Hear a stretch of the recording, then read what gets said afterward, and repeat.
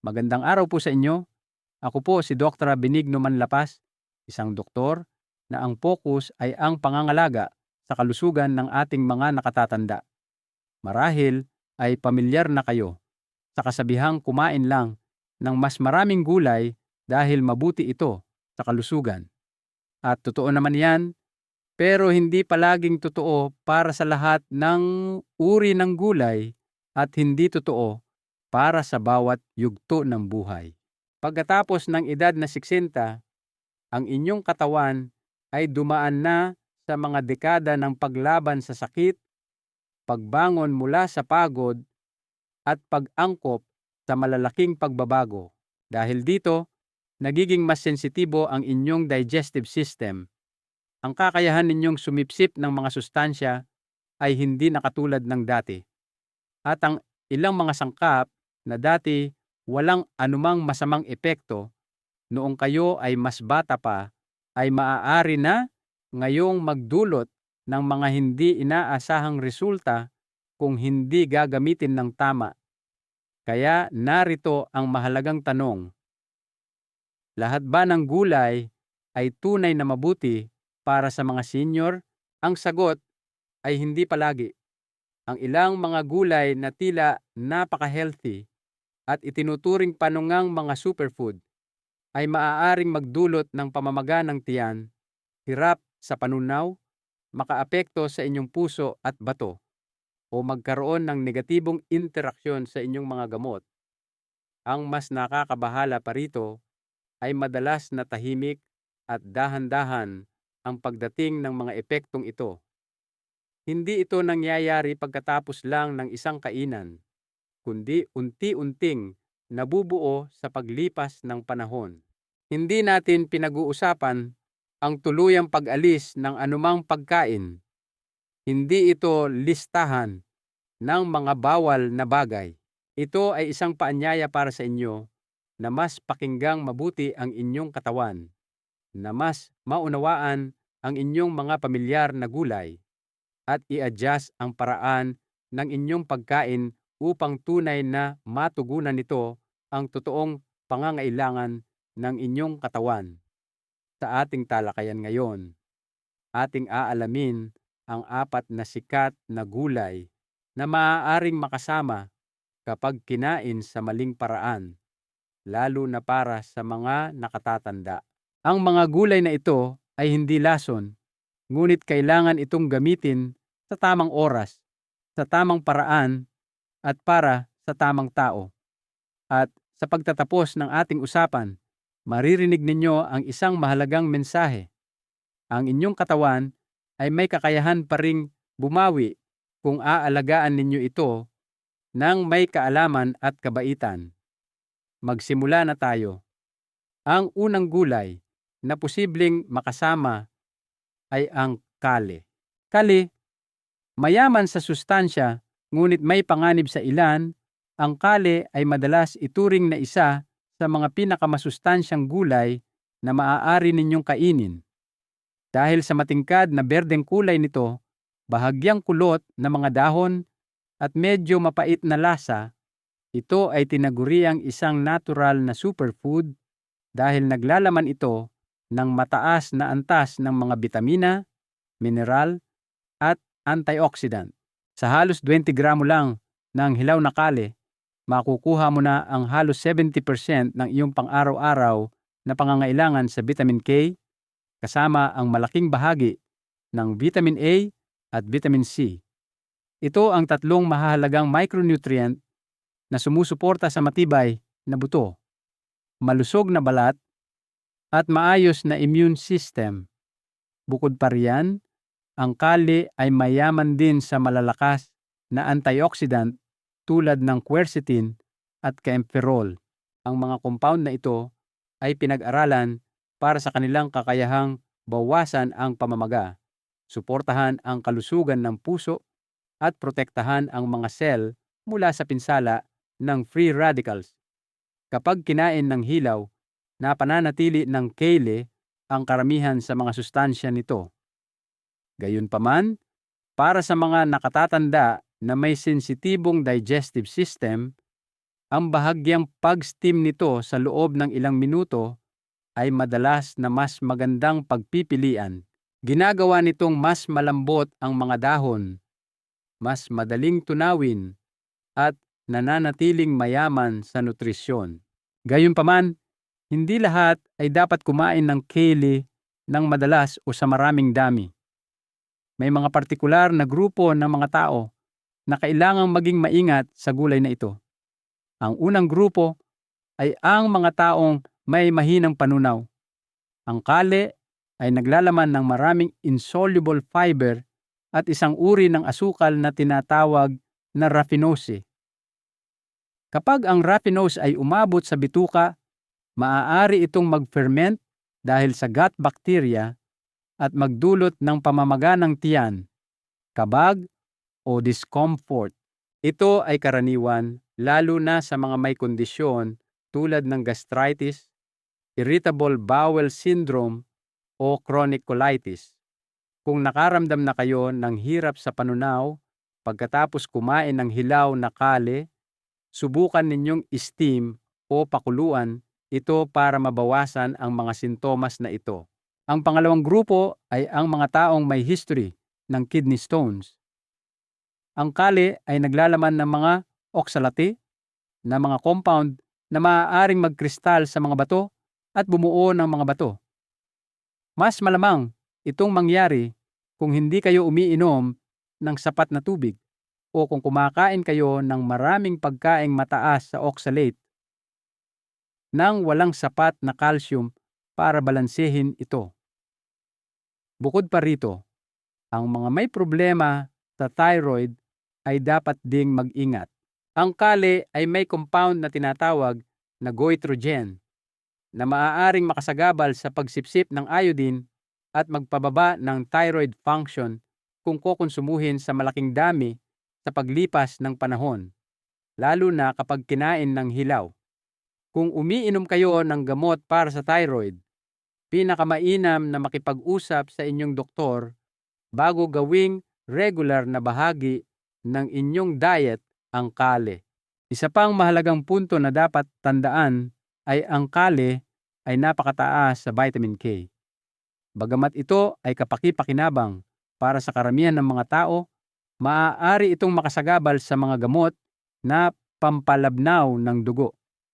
Ang vitamin K ay nagtataguyod ng pamumuo ng dugo. Kaya kung umiinom kayo ng mga anticoagulant, ang sobrang kale ay maaaring magpababa sa bisa ng inyong gamot. Sa mga bihirang kaso, ang kale ay maaari ring magdulot ng mga allergic reaction. Kung nakaranas na kayo ng pangangati, rashes, o discomfort pagkatapos kumain ng mga cruciferous na gulay o nagkaroon ng reaksyon sa canola oil, dapat ninyong bigyang pansin kung paano tumutugon ang inyong katawan sa kale. Sa kabuuan, ang kale ay isang napakasustansyang gulay, ngunit para lubusang makuha ang mga benepisyo nito, mahalagang maunawaan kung ito ay angkop sa inyong katawan. Kung mayroon kayong mga underlying health condition, umiinom ng pangmatagalang gamot, o nahaharap sa alinman sa mga alalahaning nabanggit sa itaas, makipag-usap sa inyong doktor o isang rehistradong dietitian. Dahil ang susi sa malusog na pagkain ay ang pagpili ng kung ano ang pinakaangkop sa inyo, hindi ang paghahabol sa kung ano ang sinasabing pinakamahusay para sa lahat.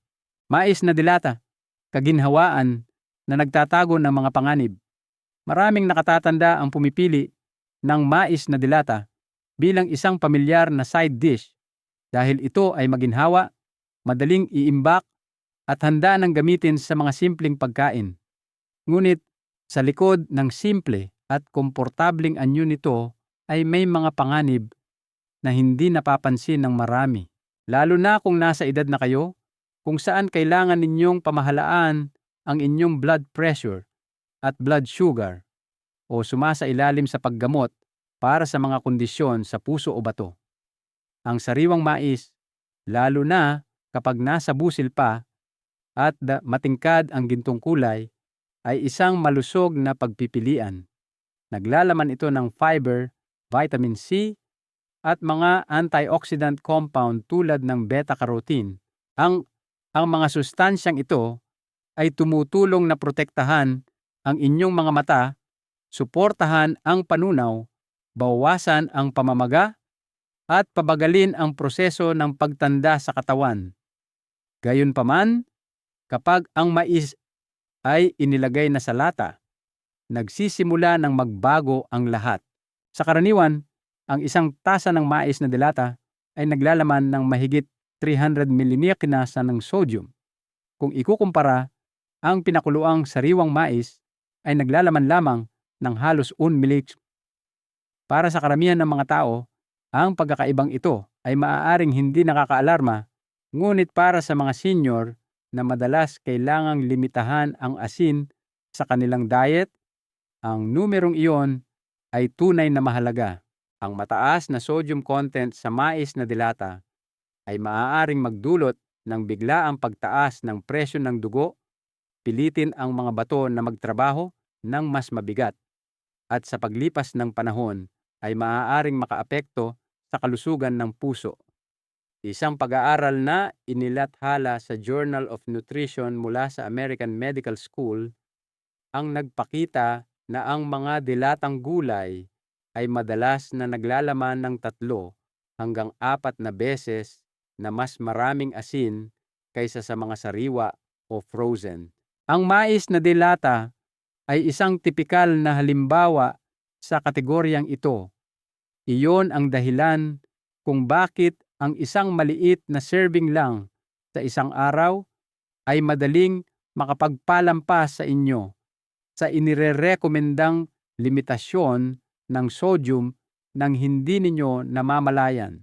Bukod sa asin, ang mais na delata ay madalas ding pinapatamisan para mapreserba ang lasa nito. Ang isang tasa ay maaaring maglaman ng hanggang 7 gramo ng asukal, mas mataas kaysa sa sariwang mais. Para sa mga namamahala ng kanilang timbang o nahaharap sa pre-diabetes, ang nakatagong asukal na ito ay maaaring tahimik at patuloy na magpataas ng mga antas ng blood sugar. Kahit para sa mga taong walang diabetes, ang madalas na pagkain ng ganitong uri ng pagkain ay maaaring makagambala sa metabolismo na humahantong sa pagtaas ng fat storage at pagkapagod pagkatapos kumain. At hindi lang iyon, ang mais na delata ay nawawalan din ng malaking bahagi ng orihinal na nutritional value nito. Dahil sa init at oras ng pag-iimbak, ang mga antas ng vitamin C at beta-carotene ay bumababa ng husto na nagpapahina sa antioxidant power nito. Ibig sabihin, kumakain pa rin kayo ng mais, ngunit hindi ninyo natatanggap ang mga benepisyong karaniwang ibinibigay ng gulay na ito. Isa pang alalahanin ay karamihan sa mais na ginagamit sa mga delatang produkto sa Estados Unidos ngayon ay mula sa mga genetically modified na pananim. Bagamat ang kasalukuyang pananaliksik ay hindi pa nakakarating sa malinaw na konklusyon tungkol sa pangmatagalang epekto nito para sa mga senior na may mas mahinang immune system o sa mga umiinom ng pangmatagalang gamot, ang regular na pagkain ng mga genetically modified na pagkain ay maaaring hindi ang pinakamahusay na pagpipilian. Gayunpaman, hindi ito nangangahulugan na kailangan ninyong tuluyang isuko ang mais na inyong kinagigiliwan. Mayroong mas mahusay na mga pagpipilian. Ang steamed o pinakuluang sariwang mais ay isang mas ligtas at mas simpleng solusyon. Kung mais na delata lang ang inyong pagpipilian, siguraduhing patuluin at banlawan ito ng malinis na tubig bago gamitin. Ang maliit na hakbang na ito ay makakatulong na mabawasan ang nilalaman ng asin ng halos 10%. At higit sa lahat, laging basahin ng mabuti ang listahan ng mga sangkap. Pumili ng mga opsyong walang idinagdag na asin o mababa sa sodium kung posible. Pagkatapos ng edad na 60, ang bawat pagpili ng pagkain ay hindi lamang tungkol sa nutrisyon. Ito ay nagiging isang desisyon na humuhubog sa inyong pangmatagalang kalusugan. Sa mais na delata, ang desisyong iyon ay nagsisimula sa pagbabasa ng label at pagpili ng mas matalinong paraan upang matamasa ito bawat araw. Talong, masarap, ngunit maaaring magpalala ng pamamaga. Ang madilim na lilang gulay na ito ay malambot, mabango, at maganda. Madalas itong tampok sa mga pagkaing Mediterranean. Ngunit sa likod ng kaakit-akit na anyo nito, ang talong ay may dalang ilang panganib para sa mga nakatatanda kung hindi gagamitin ng maayos.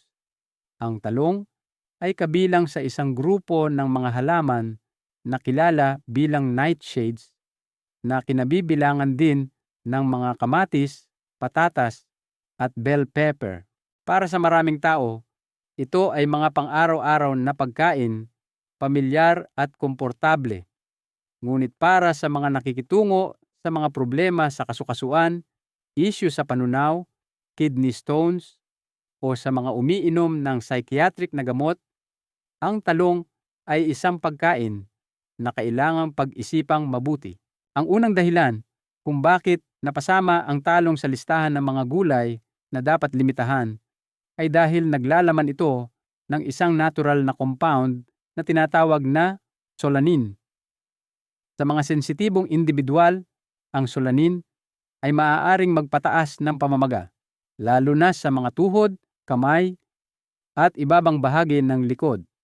Ang mga taong may rheumatoid arthritis, osteoarthritis, o gout ay maaaring makapansin ng mas matinding sakit at paninigas pagkatapos kumain kahit ng maliit na bahagi ng talong. Ang mas nakakabahala pa rito ay ang solanin ay pangunahing nakakonsentra sa balat at karaniwan nating niluluto ang talong na kasama ang balat. Para sa mga senior na may humihinang immune system o sa mga nakakaranas ng malalang pananakit, ang regular na pagkonsumo ng solanin ay maaaring tahimik na magpalala ng pamamaga ng walang malinaw na dahilan. Hindi lamang mga kasukasuan ang apektado ng talong. Maaari rin itong makagambala sa digestive system. Ilang nakatatanda ang naguulat na nakakaramdam sila ng pamamaga ng tiyan, kabag, o kabagalan pagkatapos kumain ng talong. Ang mga epektong ito ay mas nagiging kapansin-pansin kapag ang talong ay deep-fried o inihaw sa mataas na temperatura na ginagawang mas mabigat at mas mahirap para sa isang mahinang tiyan na tunawin. Bukod pa rito, ang talong ay naglalaman ng malaking halaga ng calcium oxalate.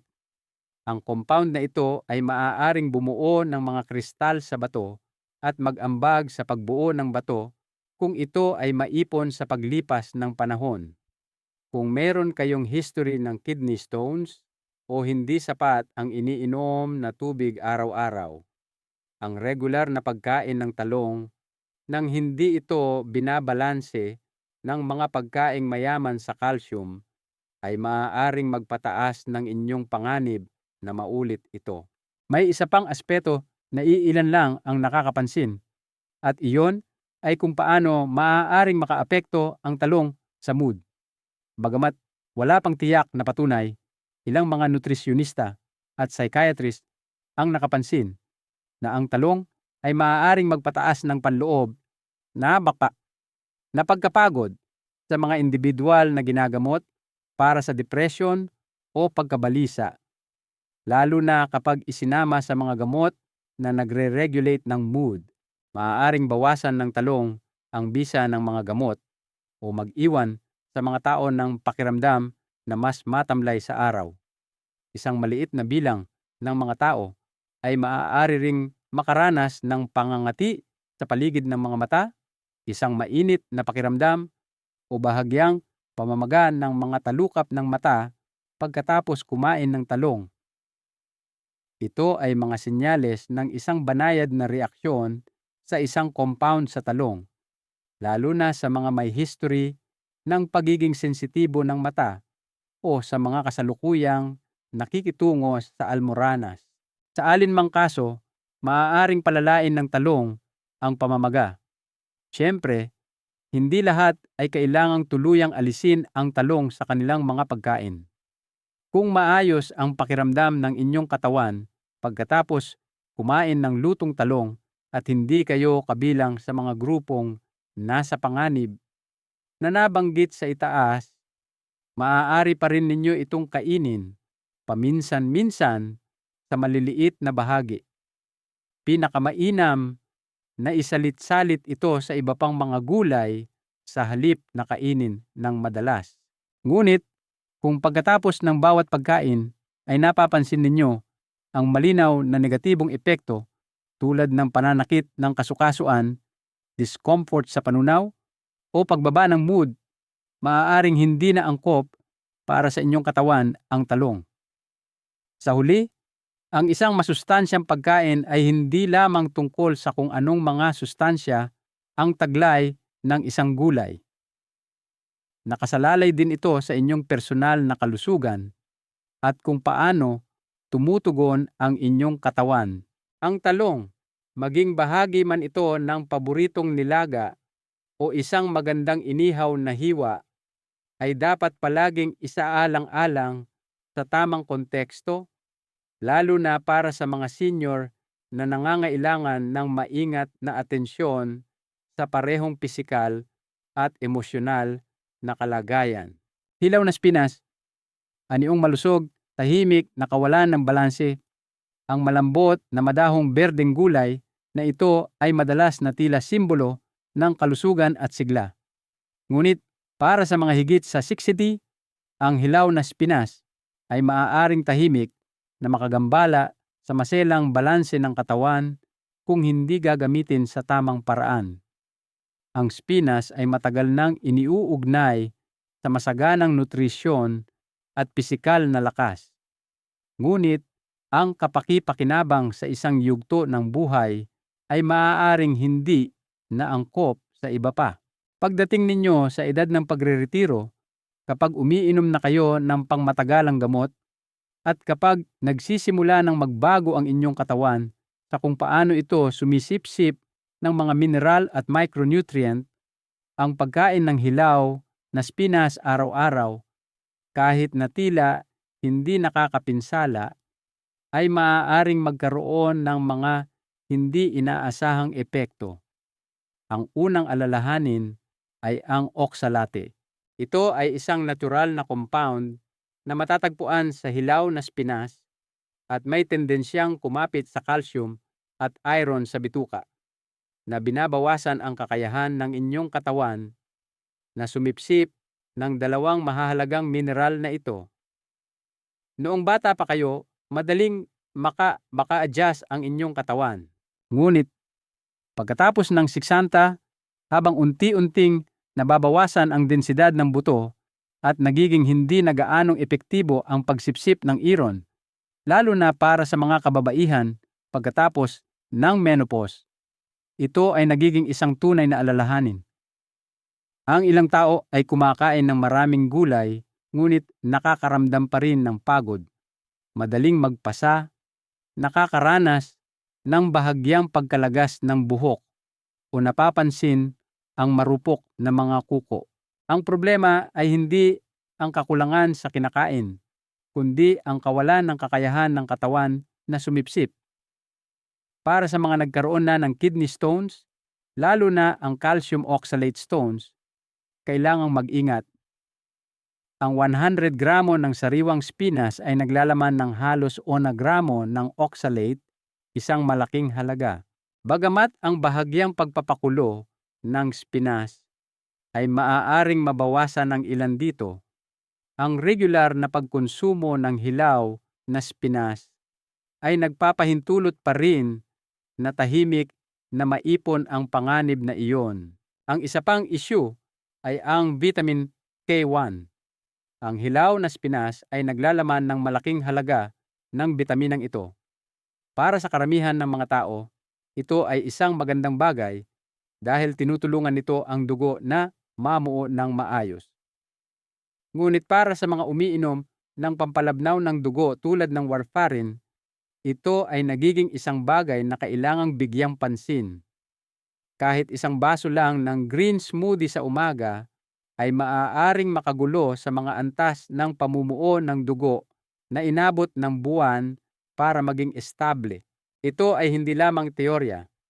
Ang kwento ni Ginoong Eduardo Falcon, 79 taong gulang mula sa Cebu, ay isang magandang halimbawa. Matapos ang isang bahagyang stroke, maayos niyang pinamahalaan ang kanyang kalusugan sa loob ng halos 10 taon sa tulong ng mga pampalabnaw ng dugo. Ngunit kamakailan, ang kanyang mga numero ay nagsimulang magbago-bago. Ang dahilan ay sumali siya at ang kanyang apo sa isang smoothie club at nagsimula siyang uminom ng isang baso ng hilaw na spinas tuwing umaga. Nang huminto siya at lumipat sa bahagyang nilutong mga gulay, bumalik sa normal ang lahat. Parehong nakahinga ng maluwag si G. Falcon at ang kanyang doktor. Ang spinas ay naglalaman din ng mga purine na maaaring magpataas ng mga antas ng uric acid at magambag sa pagsiklab ng gout. Bagamat wala pang matibay na patunay para sa mga nagkaroon na ng gout dati, ang araw-araw na pagkain ng hilaw na spinas ay maaaring maging sanhi ng mas madaling pagbabalik ng mga masakit na episodyong iyon. May isa pang grupo na dapat mag-ingat. Ang mga may problema sa thyroid. Ang spinas ay naglalaman ng mga compound na kilala bilang goitrogens na maaaring makasagabal sa pagsipsip ng iodine at magpababa ng produksyon ng thyroid hormone. Kung umiinom kayo ng gamot sa thyroid o madalas kayong makaramdam ng pagod at may malamig na mga kamay at paa, matalinong magtanong sa inyong doktor bago gawing regular na bahagi ng inyong diet ang spinas. Gayunpaman, hindi ito nangangahulugan na kailangan ninyong tuluyang alisin ang spinas. May mga ligtas at matalinong paraan para matamasa ito. Bahagyang igisa ito sa kaunting olive oil o i-blanch sandali para mapababa ang nilalaman ng oxalate at vitamin K. Ipares ito sa mga pagkaing mayaman sa calcium tulad ng yogurt o malambot na keso para tulungang harangan ang pagpasok ng oxalate sa inyong bloodstream. Isalit-salit ito sa iba pang mga gulay tulad ng bok choy, rainbow chard o romaine lettuce para hindi ma-overwhelm ang inyong digestive system at katawan. Pagkatapos ng edad na 60, ang layunin ay hindi ang kumain ng mas marami sa bawat masustansyang pagkain, kundi ang kumain ng kung ano ang kayang sipsipin at gamitin ng maayos ng inyong katawan. At sa spinas, isang berdeng dahon na mukhang napaka-inosente at mabuti, ang tunay na kailangan ninyo ay isang banayad na pagsasaayos lamang. Kasama ko ninyong sinuri ang 4 na gulay na maaaring pamilyar na sa inyo, ngunit maaaring magdulot ng negatibong epekto kung hindi gagamitin sa tamang paraan pagkatapos ng edad na 60. Ang kali ay mayaman sa sustansya, ngunit hindi angkop para sa mga umiinom ng pampalabnaw ng dugo. Ang mais na delata ay maginhawa, ngunit naglalaman ng mataas na antas ng sodium at asukal na may bawas na nutritional value. Ang talong ay malasa, ngunit maaaring magpalala ng pamamaga ng kasukasuan at magdulot ng discomfort sa panunaw. At panghuli, ang hilaw na spinas, bagamat sikat sa mga benepisyo nito sa kalusugan, ay maaaring makasagabal sa pagsipsip ng iron at calcium at makaapekto sa katatagan ng pampalabnaw ng dugo. Wala sa mga ito ang nilalayong mag-alala sa inyo. Ito ay para lamang tulungan kayong tingnan ang mga pagkain sa inyong plato ng may higit na pag-unawa at kaunting kamalayan. Dahil ang pagkain ay hindi lamang isang bagay na kinakain natin para mabusog. Ito ang sisipsipin, mimetabolize, at gagamitin ng katawan para magpagaling o pabagalin ang sarili nito. Hindi ninyo kailangang tuluyang alisin ang mga gulay na ito, ngunit maaari ninyong baguhin kung paano ninyo ito inihahanda, bawasan kung gaano kadalas ninyo ito kinakain, o pumili ng iba pang mga gulay na mas naaayon sa inyong kasalukuyang kondisyon ng kalusugan. At ito rin ang panahon para alalahanin ang ipinangako natin sa simula ng ating usapan. Ang inyong katawan, kahit na pagkatapos ng 60, 70, o 80, ay may kakayahan pa ring magpagaling. Ang isyu ay hindi ang inyong edad. Ito ay kung paano ninyo pinakikinggan ang inyong katawan at inaalagaan ito ng may kaalaman na may maliliit ngunit makabuluhang pagbabago sa bawat araw. Ang pinakamahalagang aral dito ay ito. Ang inyong katawan ay isang tapat na kaibigan na palaging nagsasabi sa inyo ng katotohanan. Kung nakakaramdam kayo ng pagod na walang malinaw na dahilan, nakakaranas ng hindi maipaliwanag na pananakit ng kasukasuan, o napapansin na lamang na ang pagkain ay hindi na nagdudulot ng ginhawang tulad ng dati, marahil ay oras na para tingnan ito ng mas malapitan. Hindi para matakot, kundi para magsimula ng isang bagong paglalakbay. Isang paglalakbay ng pagkain ng mas dahan-dahan, pagpili ng mas maingat, at pagmamahal sa inyong katawan ng kaunti pa. Kung nakita ninyong nakakatulong ang impormasyong ito, mangyaring ibahagi ito sa inyong mga mahal sa buhay. At huwag kalimutang mag-iwan ng komento sa ibaba kung mayroon kayong mga personal na karanasan sa mga gulay na ating pinag-usapan. Mag-subscribe din po kayo sa aming channel. Patuloy kaming maghahatid sa inyo ng mga banayad, praktikal, at makabuluhang kaalaman upang matulungan kayong alagaan ang inyong kalusugan sa mas proaktibo at pangmatagalang paraan hanggang sa muli nating pagkikita.